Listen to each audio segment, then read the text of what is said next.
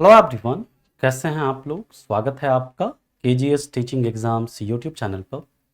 दोस्तों, आज हम लोग बात करने वाले हैं यूपी टेट का जो एग्ज़ाम है उसका जो पेपर 2 है। और पेपर 2 में जो साइंस है, साइंस के पेपर के सिलेबस की बात करेंगे, कैसे यहाँ से सवाल पूछे जाते हैं उसके ऊपर चर्चा करेंगे। और साथ ही साथ देखेंगे कि ज़्यादा सवाल कैसे बनता है, मतलब किस टॉपिक से बनता है, और आप अपनी प्रिपरेशन जो है साइंस में आप अच्छा स्कोर कैसे कर सकते हैं। क्या आपके रिसोर्सेस होने चाहिए, है ना, किस तरीके से आप साइंस में अपने स्कोर को मैक्सिमाइज कर सकते हैं, इसके बारे में हम लोग डिटेल में चर्चा करेंगे। तो सबसे पहले, जैसा आप लोगों को पता ही होगा कि यूपी टेट के एग्ज़ाम का डेट वगैरह शायद आ गया है कि जनवरी में आपका पेपर होगा। तो एक बार हम लोग बात करते हैं सबसे पहले कि सिलेबस क्या है साइंस का, उसको हम लोग देख लेते हैं। आप लोग को ये पता होगा कि जो साइंस है, साइंस से पेपर 2 की अगर हम बात करें तो पेपर 2 में ही आपका जो मैथ और साइंस वाला होता है पेपर, उसमें आप लोग जानते हैं कि मैथ के आपके 30 क्वेश्चन होते हैं और साइंस से आपके कितने, साइंस से आपके 30 क्वेश्चन। ये 30 सवाल जो है, इस 30 सवाल में एक तो आपका होता है बायोलॉजी, एक होता है आपका फिजिक्स यानी भौतिकी, और एक होता है आपका केमिस्ट्री, केमिस्ट्री यानी रसायन। और इन तीनों से ही याद रखिएगा इक्वल वेटेज होता है इन तीनों का, तीनों से लगभग इक्वली बराबर ही सवाल पूछे जाते हैं। और चौथा इसमें होता है एक, आप लोगों को पता है, पेडागोजी। पेडागोजी पेडागोजी से भी सवाल पूछ लिया जाता है कभी कभी। ठीक, इनका सिलेबस क्या है, ये 30 क्वेश्चन जो हैं इसमें याद रखना कि लगभग आपके 8-9 सवाल इन तीनों सब्जेक्ट से पूछा जाते हैं। 8 to 9 questions, 8 to 9 questions, 8 to 9 questions इससे। और कभी कभी पेडागोजी से भी सवाल पूछा जाता है, लेकिन मैक्सिमम यहाँ से आपका 4-5 सवाल जो है वो बन सकता है, इससे ज़्यादा सवाल आपका पेडागोजी से नहीं बनता है यूपी टेट की बात करें तो। अब यहाँ पर हम लोग सबसे पहले जो डिस्कस करेंगे वो करेंगे बायोलॉजी का सिलेबस क्या है। और ये सिलेबस आपका यूपी टेट का जो नोटिफिकेशन है उसमें दिया रहता है, तो वहीं से मैंने ये सिलेबस लिया भी है। तो ये देखिए, बायोलॉजी का जो इसमें है, ये सबसे पहला तो दैनिक जीवन में विज्ञान जो है, महत्वपूर्ण खोज, महत्व, मानव विज्ञान और प्रौद्योगिकी, ये सब बेसिक वाला पार्ट है। इसमें देखिए यहाँ पर आपका एक टॉपिक है, ये बायो और केमिस्ट्री दोनों के मतलब मिक्स टॉपिक कह सकते हैं। फाइबर है, क्लॉथ्स हैं, है ना। और ये इसमें अगर हम देखें तो ये एक्चुअल में आ जाएगा बायो केमिस्ट्री का एक तरह से ये टॉपिक रहता है। अब इसके बाद जो अगला टॉपिक है, सजीव, निर्जीव पदार्थ, जीव जगत, सजीवों का वर्गीकरण, जंतु एवं वनस्पति के आधार पर पौधों का वर्गीकरण, यानी कि लिविंग्स क्या है, नॉन लिविंग्स क्या है, क्लासिफिकेशन ऑफ लिविंग्स, इसमें जैसे कि मोनेरा, प्रोटिस्टा क्या है, फंजाई क्या है, एनिमलिया क्या है, प्लांटिया क्या है, ये सारी चीजें। साथ ही साथ यहां पर फिर आपका जंतु एवं वनस्पति के आधार पर पौधों का वर्गीकरण, जंतुओं का वर्गीकरण, जैसे क्लासिफिकेशन ऑफ एनिमल्स की बात करें, क्लासिफिकेशन ऑफ प्लांट्स की बात करें, थैलोफाइटा क्या है, ब्रायोफाइटा क्या है, टेरिडोफाइटा क्या है, आर्थ्रोपोडा क्या है ना। उसके बाद और भी जो आपका मलस्का क्या है, सेलेंट्रेटा क्या है, ये सब जो है इस सब के बारे में बात यहां पर की गई है। ये सिलेबस जंतुओं और पौधों में जो परिवर्तन होते हैं, उनमें जो चेंजेस होते हैं, ये है आपके सिलेबस में। जंतु की संरचना एवं कार्य, है ना, जो एनिमल का जो मतलब स्ट्रक्चर है, बॉडी स्ट्रक्चर वगैरह, उसका क्या कार्य वगैरह है ना, उसके बारे में। सूक्ष्म जीव और उनका वर्गीकरण, जितने भी माइक्रो ऑर्गेनिज्म है, लाइक बैक्टीरिया, वायरस, है ना, लाइकेंस हैं, है ना, और भी प्रोटोजोआ है, फंजाई है, ये सब जो माइक्रो ऑर्गेनिज्म है और उनका वर्गीकरण है आपका। फिर कोशिका से अंग तंत्र तक, यानी कि cell, tissue, organ system, cell पूरा मतलब डिटेल में आपसे पूछता है। टिश्यू हो गया, टिश्यू के कितने प्रकार हैं, ऑर्गन हो गया, है ना, यहां से आपसे सवाल बनेगा। किशोरावस्था, विकलांगता, किशोरावस्था की बात करें तो यहाँ पर खास करके जो बात करते हैं, जो जब कोई भी व्यक्ति अपने एडोलेसेंस यानी किशोर अवस्था में पहुंचता है, उनके बॉडी में जो चेंजेस होते हैं, जो हार्मोन्स बनते हैं, यानी कि यहाँ पर बेसिकली जो है वो इंडोक्राइन सिस्टम, अंतःस्रावी तंत्र, ग्रंथियों, इसके बारे में बात की जाती है। फिर विकलांगता वगैरह है। फिर इसके बाद ये जो टॉपिक है, भोजन, स्वास्थ्य, स्वच्छता एवं रोग, फसल उत्पादन, नाइट्रोजन चक्र। This topic is very very important topic. ये जो टॉपिक है ना, यहां से हर बार देखने को मिलता है कि 3 से 4 सवाल मतलब लगभग आपके इस टॉपिक से बन जाते हैं, इस पूरे टॉपिक से, भोजन से, स्वास्थ्य से, स्वच्छता और रोग से, फसल उत्पादन से, नाइट्रोजन चक्र से। इससे आपका लगभग 3 से 4 सवाल हर बार पेपर में पूछा जाता है, यानी कि इनमें से सबसे ज्यादा जो इंपॉर्टेंट टॉपिक है आपका ये है। दूसरा सबसे ज्यादा इंपॉर्टेंट टॉपिक है आपका कोशिका से अंगतंत्र। कोशिका से भी बहुत सवाल बनता है आपका। फिर पोषण, पौधों में पोषण, जनन, लाभदायक पौधे, ये भी आपका इंपॉर्टेंट टॉपिक है। और उसके बाद जीवों में श्वसन, उत्सर्जन और लाभदायक जंतु। यानी इसमें अगर हम देखें जो सबसे जो हाई इल्ड टॉपिक है ना, वह है आपका, एक तो याद रखिएगा कोशिका से अंगतंत्र तक, इसके बाद दूसरा टॉपिक ये है, तीसरा टॉपिक ये है, चौथा टॉपिक ये है और पांचवा टॉपिक ये है। ये 5 टॉपिक जो हैं यहीं से आपके 60 to 70% क्वेश्चंस बायो में बनते हैं। जैसे आपसे सवाल बनता है बायो में, विटामिन से सवाल पूछ लिया जाता है, आपसे डिजीज से सवाल पूछ लिया जाता है, कार्बोहाइड्रेट से सवाल पूछ लिया जाता है, डेफिशिएंसी डिजीज जो होते हैं वहां से सवाल पूछ लिया जाता है, ये डाइजेशन से सवाल पूछ लिया जाता है, और डाइजेशन, रेस्पिरेशन, एक्सक्रेशन, इन सब से सवाल आपसे अक्सर पूछते हैं। दूसरा यहां पर जो आपका सिलेबस में दूसरा जो आपका टॉपिक है वो है आपका दूसरा सब्जेक्ट है फिजिक्स। और फिजिक्स में कौन कौन से टॉपिक्स हैं हम लोग उसे देखते हैं, यानी भौतिकी। और इसमें भी देखेंगे जो मोस्ट इंपॉर्टेंट टॉपिक कौन कौन से हैं। यहां पर देखिए सबसे पहला है यूनिट एंड मेजरमेंट, यानी इकाई एवं मापन, जिसमें कि एसआई यूनिट्स जो है मेजरिंग इंस्ट्रूमेंट्स वगैरह है, किसका कैसे मेजरमेंट करते हैं उसके बारे में बात की गई है। इलेक्ट्रिक करंट, यहां से एक आध सवाल बनता है, मैग्नेटिज्म से भी एक आध सवाल बनेगा आपका। गति, बल एवं यंत्र, ये इंपॉर्टेंट टॉपिक है, यहां से लगभग आपके 2 सवाल एग्जाम में बनते हैं। उष्मा एवं ताप, इससे भी एक आध सवाल बन जाता है। हीट एंड टेम्परेचर से। एनर्जी जो है ये भी आपका इंपॉर्टेंट है, काइनेटिक एनर्जी इसमें पढ़ते हैं, पोटेंशियल एनर्जी, टोटल एनर्जी, यहाँ ये आपका इंपॉर्टेंट टॉपिक है, यहां से सवाल बनता है। कंप्यूटर से एक आध सवाल आपके बनते हैं, कभी कभी पूछ लिया जाता है कंप्यूटर से, कंप्यूटर में बहुत बेसिक सवाल बनता है यहाँ से। साउंड है, साउंड से सवाल बनता है, जैसे साउंड के स्पीड पर किसका किसका प्रभाव पड़ता है, साउंड का स्पीड कहाँ सबसे ज्यादा है, कहाँ सबसे कम है, साउंड किस प्रकार का वेव है, लॉन्गिट्यूडनल है, ट्रांसवर्स है, इस तरह के सवाल बनेंगे। इसके बाद इलेक्ट्रोस्टैटिक्स, यानी यहाँ पर चार्ज वगैरह के बारे में आपसे पूछा जाता है। चार्ज के बीच में कौन सा फोर्स लगता है, ये इलेक्ट्रोस्टैटिक फोर्स वगैरह क्या है, इन सब के बारे में, यहाँ पर कुलम्स लॉ वगैरह है ना, इन सब के बारे में पूछा जाता है। ये फिर बहुत इंपॉर्टेंट टॉपिक है, प्रकाश एवं प्रकाश यंत्र, यानी optics, light and optical instrument. यहां से 2 सवाल के आसपास आपके एग्जाम में बनता है। इसमें लाइट क्या है, लाइट के क्या क्या प्रॉपर्टीज हैं, है ना, यहाँ पर आपका मिरर है, वहां से सवाल पूछा जाता है, लेंस से सवाल पूछा जाता है। ये सब क्या है, ये टॉपिक जो है बहुत इंपॉर्टेंट। इसके बाद यहाँ पर जो ये थोड़ा एक तरह से कह सकते हैं कि वायुमंडल से रिलेटेड चीजें हैं, इसमें वायु का क्या गुण है, उसका क्या संगठन है, नीड क्या है, उसका उपयोगिता क्या है, ओजोन परत, हरित गृह प्रभाव, ये सब जो है आपका वायुमंडल से रिलेटेड चीजें हैं। फिर उसके बाद जल है, उसकी क्या आवश्यकता, उपयोगिता, ये सब वगैरह, जल संरक्षण वगैरह, यहां से सवाल बनता है इसमें।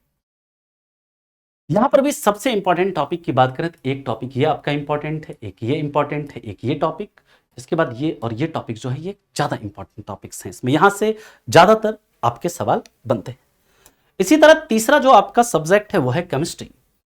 और केमिस्ट्री की बात करें, केमिस्ट्री के अंदर जो टॉपिक्स हैं रसायन विज्ञान में,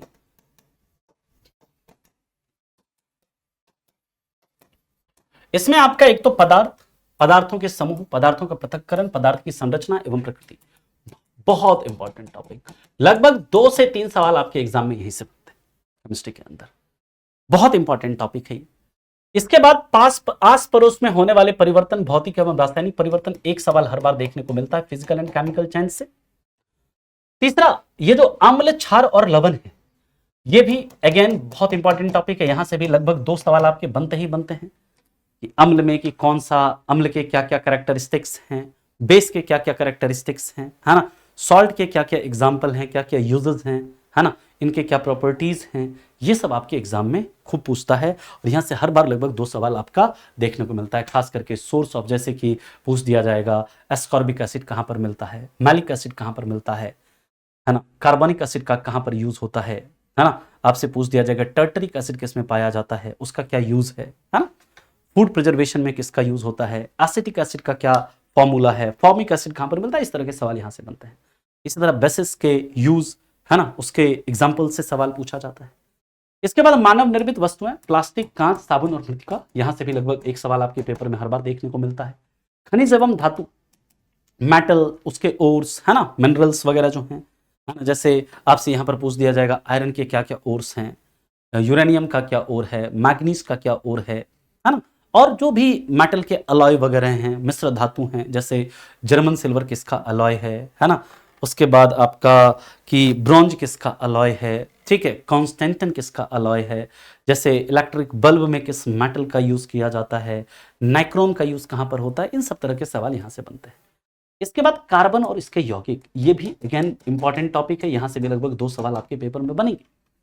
कार्बन और उसके कंपाउंड है ना, क्योंकि कार्बन के हमारे नेचर में सबसे ज्यादा कंपाउंड है, और इसी टॉपिक को हम लोग पढ़ते हैं किसमें, हाइड्रोकार्बन्स में, लाइक एल्केन, एल्कीन्स, एल्काइंस है ना, ये सभी जो हाइड्रोकार्बन्स हैं, फ्यूल्स वगैरह हैं, ये सब हम लोग इसमें पढ़ते हैं। और इसके बाद ऊर्जा और उसके वैकल्पिक स्रोत, ऊर्जा के जो वैकल्पिक स्रोत हैं है ना, मतलब उसके बारे में यहाँ से रेयरली एक आध सवाल कभी कभी बन जाता है।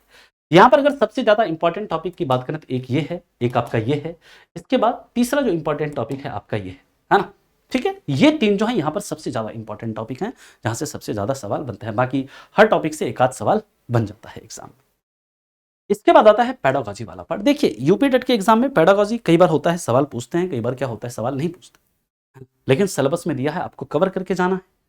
हो सकता है सवाल पूछ दे कई बार नहीं भी पूछा जाता है, लेकिन यहां पर जो सिलेबस है ये किसका, साइंस पेडागॉजी का सिलेबस है। पेडागॉजी की बात करें तो यहां पर आपका एक तो विज्ञान की प्रकृति और संरचना क्या है, प्राकृतिक विज्ञान, लक्ष्य और उद्देश्य क्या है, विज्ञान को समझना और उसकी सराहना करना, दृष्टिकोण, एकीकृत दृष्टिकोण क्या है, प्रेक्षण, प्रयोग, अन्वेषण क्या है ना, इसके बाद विज्ञान की पद्धति, अभिनवता क्या है, पाठ्यचर्या सामग्री, सहायता सामग्री क्या है ना, मूल्यांकन यानी इवैल्यूएशन क्या है, समस्याएं यानी प्रॉब्लम्स क्या है, और उपचारात्मक शिक्षण यानी डायग्नोसिस टीचिंग क्या है। यहां पर यह आपका पेडागॉजी का सिलेबस है, और पेडागॉजी से कभी कभी देखा गया है सवाल पूछा जाता है, लेकिन पिछले 2-3 पेपर को मैंने 4-5 पेपर को देखा तो वहां से पेडागॉजी के सवाल मतलब नहीं के आसपास पूछे गए थे। तो ये सिलेबस है।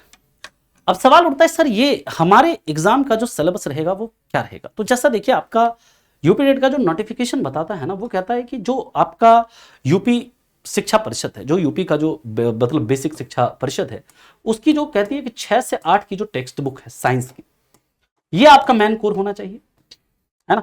जो 6 से 8 की विज्ञान की जो मतलब टेक्स्ट बुक है, ये आपका क्या होगा, कोर होगा, यही आपको क्या करना है, पढ़ना है, और यहीं से आपके एग्जाम में क्या होंगे, सवाल बनेंगे। और साथ साथ देखिए अगर आप एनसीईआरटी को कवर कर लेते हैं तो वो बहुत बढ़िया है, इन दोनों को आपको क्या करना है, कवर करके चलना है। आपके प्रिपरेशन का तरीका क्या होना चाहिए, देखिए सबसे पहले आपको सिलेबस पता होना चाहिए, और आपको सिलेबस बता दिया गया है, और इसी सिलेबस के अकॉर्डिंग आपकी क्या होनी चाहिए, तैयारी होनी चाहिए। ये नहीं कि सिलेबस में पीरियोडिक टेबल है नहीं और हम लोग पीरियोडिक टेबल को बहुत डिटेल में पढ़ रहे हैं बेवजह। पहले सबसे पहली बात तो आपको सिलेबस पता होना चाहिए कि सिलेबस में है क्या, जो चीज सिलेबस में हमको उसी के इर्द गिर्द रहना है, उसी को पढ़ना है। और दूसरी बात, आपको पहले तो कॉन्सेप्ट क्लियर हो, और कॉन्सेप्ट क्लियर करने के बाद आपको जो है ना लगभग आपको पिछले मतलब 10 साल का क्या कर लेना है, पीवाईक्यू कर लेना है, पीवाईक्यू कर लेना है। क्योंकि जब तक आप पीवाईक्यू नहीं करते हैं तब तक जो है आप मान लीजिए कि आपका मतलब जो प्रिपरेशन है ना, बिना पीवाईक्यू किए आपको यही पता नहीं चलेगा कि हमारे एग्जाम में किस प्रकार के सवाल पूछे जा रहे हैं, ठीक है। और तीसरा जो होता है, आप क्या करें, जो क्वेश्चन की जितनी ज्यादा प्रैक्टिस कर सकते हैं वो करिए, कॉन्सेप्ट के क्लैरिटी पर ध्यान होना चाहिए, है ना। और रिवीजन जब भी आप प्रिपेयर करिए तो आपका ये टारगेट होना चाहिए कि जो भी आपके नोट्स हैं उन नोट्स को कम से कम आप 4 से 5 बार क्या करिए, रिवाइज करिए। तो इतना अगर आप कर लेते हैं तो आप अपने स्कोर को क्या कर सकते हैं, मैक्सिमाइज कर सकते हैं, ठीक। अब यहां पर खान ग्लोबल स्टडीज इन्हीं में आप लोगों की मदद करने के लिए, इस प्रिपरेशन में हेल्प करने के लिए यूपी टेट 2025 के लिए तेजस्वी बैच लाया है ना। तेजस्वी बैच जो है ये आपका पेपर 1 और पेपर 2 दोनों के लिए है। पेपर 1 में ये डिफरेंट फैकल्टीज हैं, सतप्रीत मैम जैसे सीडीपी आपको कराएंगे, आशुतोष सर इंग्लिश कराएंगे, Navneet sir Hindi, mathematics Dipankar sir कराएंगे, संस्कृत आपके चेतन सर और ईवीएस आपके अभिषेक सर कराएंगे। इसी प्रकार जो पेपर 2 है, पेपर 2 में जो आपका साइंस भी होता है और एसएसटी भी होता है। साइंस में यहां पर पेपर 2 में जो चेंजेस हैं, आपके साइंस मैं कराऊंगा और यहां पर जो एसएसटी है यानी सोशल साइंस जो वो कौन कराएंगे, आपको हिमांशु सर कराएंगे। बाकी सेम फैकल्टी वही रहेंगे आपके, यहां पे ईवीएस हट जाएगा और साइंस मैं कराऊंगा और एसएसटी आपको हिमांशु सर कराएंगे। इसी प्रकार यूपी टेट, अब इसका जो बैच है, बैच आपका पूरी तरह से बाइलिंगुअल रहेगा, है ना, यानी हिंदी इंग्लिश दोनों में रहेगा। और पेपर 1 के लिए जो आपकी प्राइस है इसकी 499 है। इसकी क्लासेस आपकी मतलब अक्टूबर 13 अक्टूबर से इसकी जो क्लासेस हैं आपकी स्टार्ट हो जाएंगी, है ना। और इसकी प्राइस 499 है किसकी, पेपर 1 के लिए। पेपर 2 के लिए जो आपका प्राइस है ये आपका 599 है। और अगर कोई बच्चा, कोई स्टूडेंट अगर दोनों ही कॉम्बो लेना चाहता है, यानी पेपर 1 और पेपर 2 दोनों के लिए प्रिपेयर करना चाहता है, तो इसके कॉम्बो की प्राइस जो है ये आपकी 899 है। तो जिन भी बच्चों को इस बैच से जुड़ना है वो क्या कर सकते हैं, खान ग्लोबल स्टडीज के ऐप को डाउनलोड कर लें या फिर खान ग्लोबल स्टडीज की वेबसाइट पर जा करके इन बैचेस से जुड़ सकते हैं और अपने प्रिपरेशन को अच्छा कर सकते हैं। देखिए, एक टीचर जो है, एक जो मेंटर है, ये आपको हेल्प करता है एक सही दिशा दिखाने में, यानी आपके समय को बचाने में। हाँ?